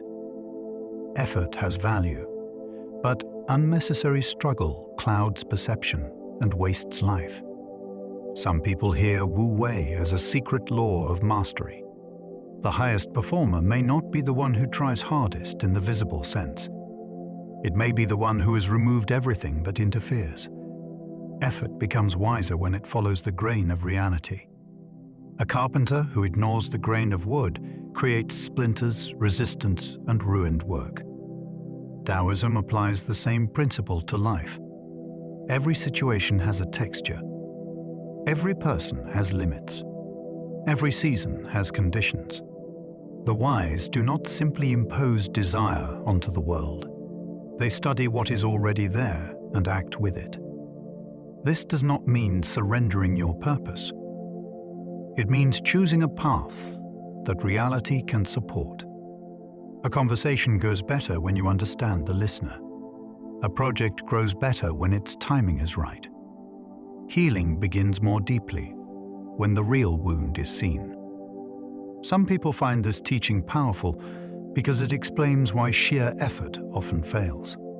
You can push with great intensity in the wrong direction and call it discipline. Taoism asks for something more intelligent than force. Learn the grain. Feel the resistance. Then act where the opening is real. Wisdom is not less effort. It is better placed effort. Taoist teaching often favors indirect influence over direct control. This is where Taoism becomes almost invisible in its genius. Direct control announces itself. It commands, corrects, pressures, and demands. Indirect influence changes the conditions so that a better outcome becomes more likely. A wise teacher may ask the question that lets a student discover the answer. A good leader may remove confusion rather than issue more orders. A calm presence may lower conflict without ever mentioning conflict. Taoism trusts these subtler forces because human beings often resist being controlled. Push too openly, and pride pushes back. Create the right environment, and change may arise without humiliation. Some people find this idea fascinating because it feels like an ancient understanding of systems, psychology, and persuasion. The visible action is not always the decisive one. The hidden arrangement may be doing the real work. Taoism asks us to look past the person shouting instructions and notice who quietly shaped the room before the shouting began. The soft answer can change a conflict before force begins. Conflict often grows from escalation. One hard word calls forth another. One insult demands a reply. Soon, the original issue disappears, and the clash feeds on itself. Taoism offers a different kind of intervention. Softness at the right moment can interrupt the pattern before it becomes a battle. This does not mean surrendering truth or accepting harm. It means refusing to add unnecessary fuel. A measured response can make the other person hear their own aggression. A pause can expose the speed of anger. A calm sentence can keep dignity intact when pride wants spectacle. Some people see this as a practical extension of the water teaching. You do not always overcome hardness by becoming harder. Sometimes hardness collapses when it finds nothing to strike. In daily life, this can be astonishingly powerful. A conflict may seem inevitable, yet its future can change through the tone of one carefully chosen reply. Knowing others is intelligence, but knowing yourself is deeper wisdom. It is easy to become skilled at reading the outside world. A person can understand motives, predict behavior, notice weakness, and navigate social games. Taoism respects this as intelligence, but it does not treat it as the highest achievement. The deeper task is to see the machinery of your own mind. Why does praise hook you? Why does criticism burn? Why does one desire return again and again? Why do you call some fears reasonable and hide others under noble language? Self-knowledge is difficult because the observer and the observed are tangled together. Some people find this teaching more challenging than any mystical claim. The real hidden world may not be under the earth or beyond the stars. It may be the unexamined self, quietly shaping every choice. Taoism asks us to turn the light inward without turning the process into self-punishment. To know yourself is to stop being ruled by what remains unseen. Mastering others is strength, but mastering yourself is true power. This line from the Tao Te Ching remains powerful because it exposes the difference between outward command and inward freedom. Many people can dominate a room while being slaves to anger. They can control employees while being controlled by insecurity. They can win arguments while losing peace. Taoism refuses to confuse victory over others with mastery of life. True power begins when the inner forces no longer drag a person around without consent. Desire can arise without becoming a command. Fear can speak without becoming a ruler. Pride can flare without steering the whole body toward foolishness. Some people see this as the heart of all serious self-cultivation. The world may applaud external strength because it is visible. Taoism looks for the invisible discipline beneath it. A person who cannot govern himself will misuse whatever power he gains. A person who can govern himself may need far less power than others imagine. Taoism teaches that fullness soon tips toward decline. This is one of its clearest observations about cycles. When something reaches an extreme, it is already leaning toward its opposite. A cup filled beyond capacity spills. A reputation raised too high attracts envy. A body driven beyond rest begins to break down. A market inflated by excitement can become fragile. Taoism studies the turning point where success becomes danger. This does not mean fearing every achievement. It means understanding that maximum expansion is not always the safest place. Some people find this idea almost prophetic because history is full of empires, careers, and movements that collapsed after appearing unbeatable. Taoism would not be surprised. It sees excess as unstable by nature. The wise person does not wait until the peak becomes a cliff. He learns to stop before overflow. He leaves room. He returns before being forced to return. Fullness feels triumphant, but Taoism hears the first whisper of reversal inside it. Pride is dangerous because it makes the mind stop learning. Pride does not merely inflate the ego. It closes the gate through which correction enters. A proud person may still gather information, but only the kind that protects his self-image. Advice becomes insult. Disagreement becomes disrespect. Failure becomes someone else's fault. Taoism treats this as a serious form of blindness because the world is always changing. A mind that cannot learn becomes rigid, and rigidity eventually breaks. Humility, by contrast, keeps perception alive. It allows a person to update, adjust, and recover from error without feeling destroyed. Some people find this lesson especially relevant in an age of loud certainty. The proud mind can mistake confidence for truth and volume for depth. Taoism offers a different sign of intelligence. Can you remain teachable when your identity is touched? Can you bend before reality bends you by force? Pride feels like strength from the inside, but it may be the point where collapse has already begun. The low position can be powerful because everything flows toward it. This is one of Taoism's most surprising reversals of status. We usually admire the highest place, the top rank, the raised platform, the visible throne. Taoism looks at rivers and sees another law. Water gathers in low places. Fertility settles in valleys. People speak more freely to those who do not stand over them. The low position creates access. It receives what the proud position repels. This has deep implications for leadership and character. A person who can take the lower place may hear truths that flatterers hide from the powerful. A leader who is not obsessed with superiority may gather loyalty without demanding it. Some people see this as a hidden strategy. Lowering oneself can be a way of becoming more connected to the real movement of life. Taoism is not romanticizing humiliation. It is revealing a form of strength that ambitious minds often miss. The place beneath may secretly hold the current. Taoist wisdom often trusts reduction more than accumulation.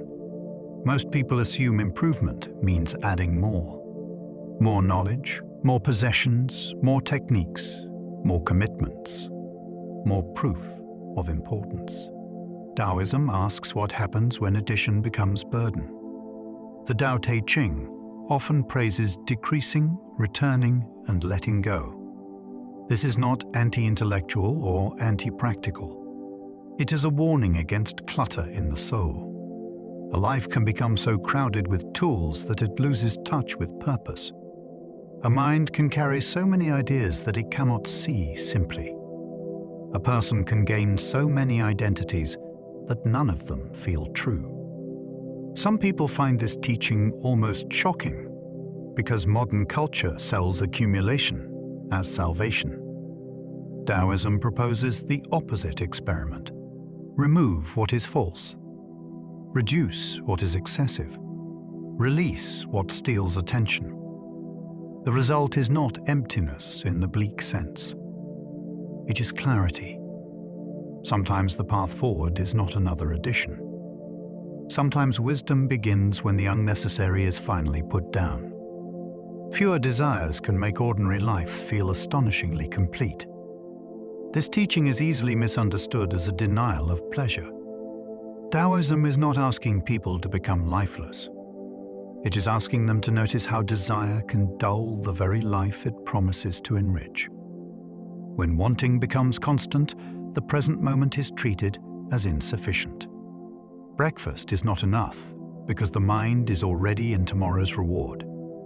Conversation is not enough because attention is checking for something better. Rest is not enough because ambition keeps whispering. Reducing desire does not drain color from the world. It can return color to what is already here. A simple meal tastes different when it is not being compared to fantasy. A walk becomes fuller when the mind is not bargaining with the future. Some people find this idea almost revolutionary because entire economies depend on keeping ordinary life feeling incomplete. Taoism quietly refuses that spell. It says the miracle may not require more. It may require wanting less. Taoism sees silence as a teacher rather than an absence. Silence is often treated as empty because nothing obvious is being said. Taoism listens differently. Silence reveals the weight of words, the speed of thought, and the hidden discomfort many people feel when there is nothing to fill. A quiet room can show a person how noisy his inner life has become. A pause in conversation can reveal whether speech is useful or merely anxious. A silent teacher can make a student confront the hunger for easy answers. Taoist texts often distrust excessive explanation because words can create the illusion of understanding. Some people find this fascinating because it suggests that truth may sometimes be protected by not speaking too soon. Silence is not anti-knowledge. It is the space where knowledge becomes less performative. In a world crowded with commentary, Taoism offers an almost rebellious discipline. Stop talking long enough to notice what speech was covering. The lesson may arrive without a sentence. The body is not an enemy, but part of the path. Some spiritual traditions have treated the body as a problem to overcome. Taoism usually takes a more integrated view. The body is not merely a prison for the spirit. It is a field of practice, a source of information, and a vessel of transformation. Breath, posture, digestion, sexuality, sleep, movement, and sensation all matter because spiritual life is not floating somewhere separate from embodiment. A tense body can shape a tense mind. A settled body can help awareness deepen. Some people find this approach deeply refreshing because it refuses to split human beings into sacred and physical halves.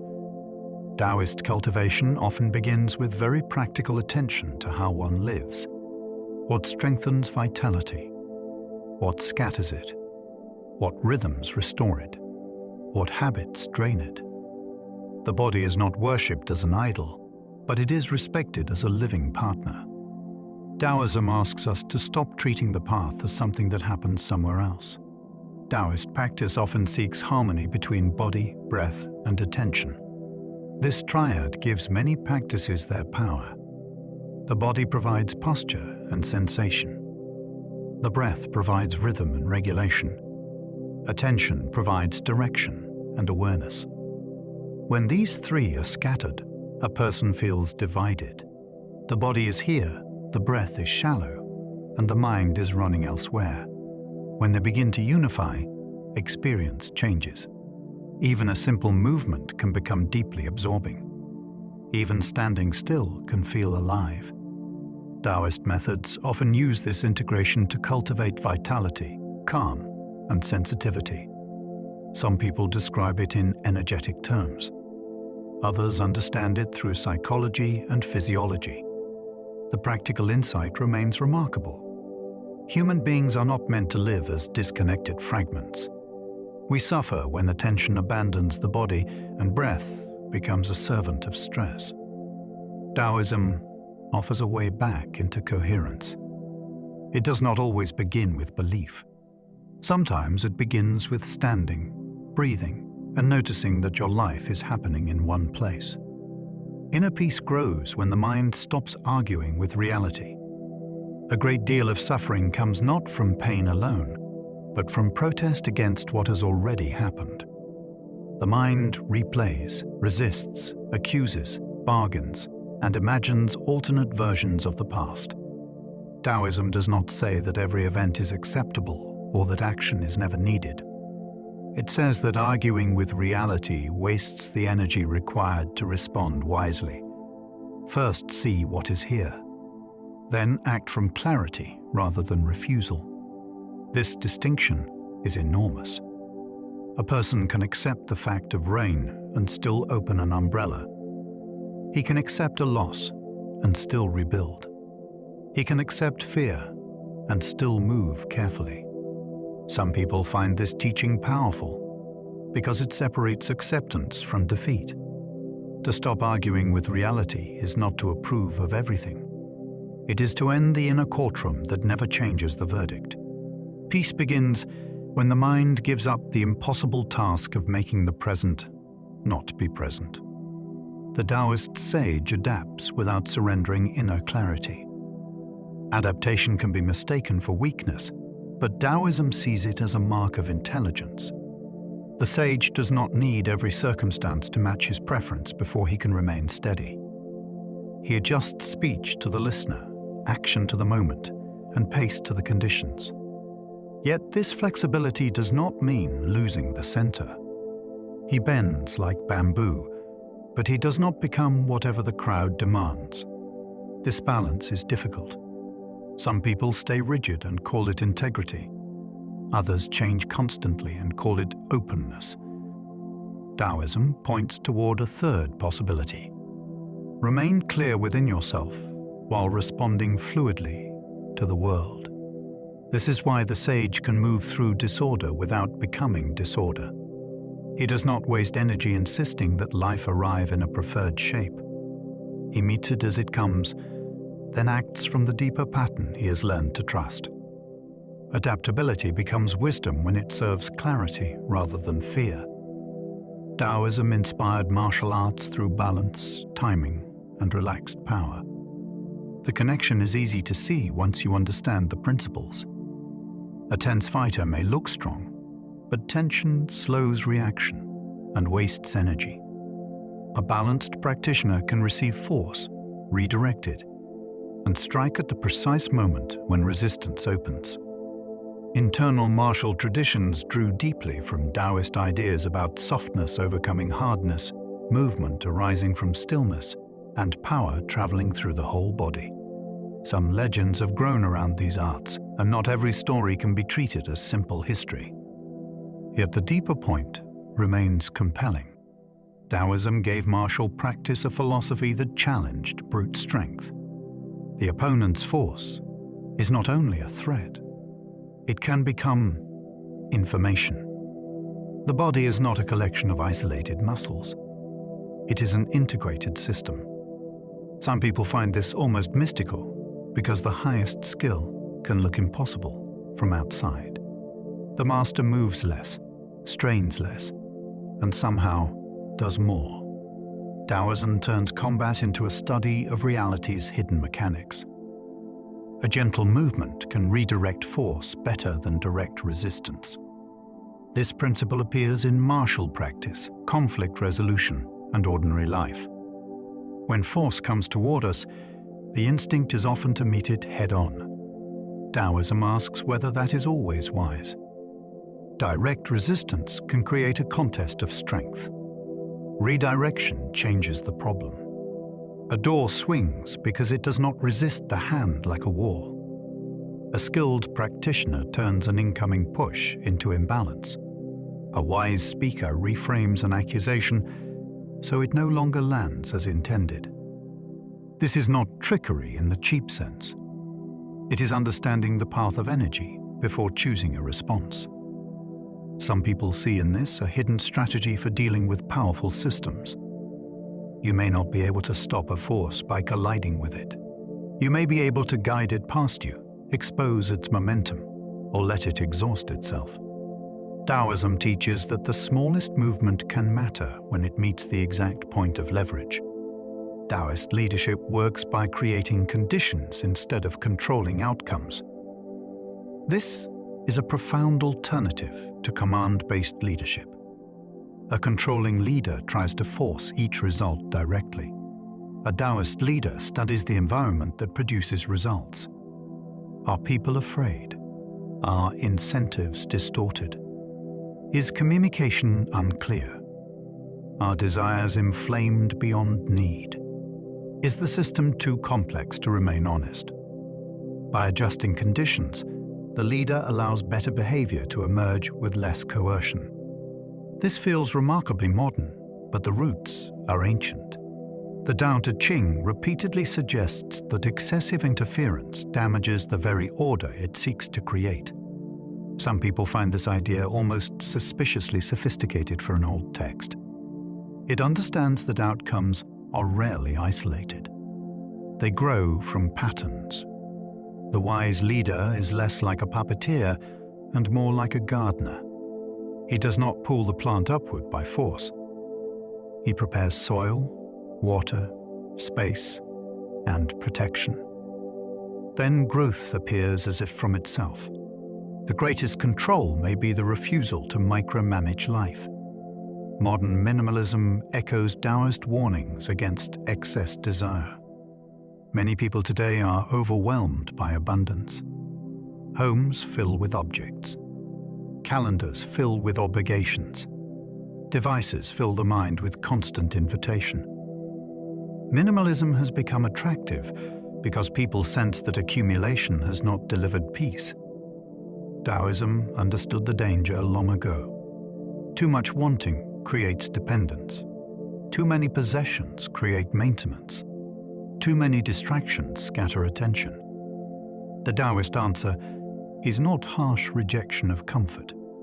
It is the recovery of enough. This is why its old teachings can feel strangely current. A person clearing a room, simplifying a schedule, or leaving a status race may be acting from a Taoist instinct, even without knowing the name. Some people see this as evidence that ancient wisdom often returns when modern life reaches overload. The problem was never only clutter on a shelf. It was the belief that the next addition would complete the self. Taoism says freedom may begin when the hunger for more is no longer obeyed. Environmental thinkers often find Taoist respect for nature strikingly relevant. Taoism does not treat the natural world as raw material existing only for human use. It sees humans inside a larger order that cannot be endlessly violated without consequence. This has made Taoist ideas attractive to people concerned with ecological crisis. The tradition warns against domination, excess, and the fantasy that intelligence means standing apart from the living world. It asks us to observe how systems balance themselves and how reckless interference creates disorder. Some people read Taoism as an ancient ecological philosophy because it questions the arrogance of human centrality. The river, forest, animal, mountain, and season are not simply resources in a human story. They are expressions of the same mysterious order that sustains us. This does not turn Taoism into modern environmental science, but it gives it deep moral resonance. To harm the pattern that holds you is not mastery. It is ignorance wearing the costume of power. Taoism offers a spiritual language for living with uncertainty. Many belief systems try to reduce uncertainty by giving fixed answers. Taoism often does something more challenging. It teaches a way to remain present when final certainty is unavailable. The Tao cannot be fully named. Change cannot be permanently stopped. Identity cannot be made completely solid. Outcomes cannot be controlled from the beginning. Instead of treating these facts as disasters, Taoism treats them as the basic texture of life. This is why it speaks so strongly to restless times. A person surrounded by unstable news, shifting work, social pressure, and private doubt may find relief in a tradition that does not demand false certainty. Some people are drawn to this because it feels honest. Taoism does not always solve the mystery. It teaches how to move within it. That is a different kind of wisdom. The goal is not to know everything before living. The goal is to live with enough awareness that uncertainty no longer becomes panic. Zhuangzi suggests that freedom may require laughing at our seriousness. This is one of his most liberating gifts. Human beings are strangely attached to their own drama. We defend our opinions as if the universe depends on them. We turn status into destiny. We treat social embarrassment like cosmic tragedy. Zhuangzi's laughter cuts through that heaviness. It does not mock suffering. It mocks the inflated self that turns every preference into ultimate truth. His stories often feel playful because play can loosen chains that solemn argument cannot touch. Some people find this deeply subversive. A society can control people through seriousness. It can make every role feel sacred, every rule feel eternal, and every hierarchy feel natural. Laughter creates distance. It lets us see the costume while we are still wearing it. Taoist freedom may begin in that moment of recognition. The world remains complex, but the self becomes less trapped inside its performance. When we laugh wisely, we are not escaping life. We are escaping false importance. The Tao Te Ching survives because it speaks across every age. Few texts have traveled so widely with so few words. It has been read by rulers, rebels, monks, artists, psychologists, business leaders, seekers, and people who simply feel exhausted by the noise of life. Each age finds its own reflection in it. A time of war hears its warnings about force. A time of ambition hears its suspicion of excess. A time of anxiety hears its praise of stillness. A time of ecological danger hears its reverence for natural order. This adaptability is not accidental. The text speaks at the level of patterns rather than passing fashions. It does not depend on one political moment or one cultural mood. Some people find its survival almost uncanny. How can lines written in an ancient world still feel as if they know us? Perhaps because the human mind keeps repeating the same mistakes in new clothing.